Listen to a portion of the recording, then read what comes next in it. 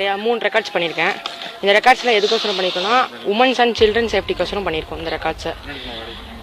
இந்த ரெக்கார்ட்ஸ் மூலிமா நாங்கள் கான்சன்ட்ரேஷன் இம்ப்ரூவ் பண்ணிக்கிறோம் இந்த கிளாஸ் மூலிமா. அதுக்கு ஒரு உதாரணமாக இன்றைக்கி பார்த்தீங்கன்னா நாங்கள் 40 பால்ஸ் பார்த்தீங்கன்னா கிரிக்கெட்டில் பண்ணியிருக்கோம்.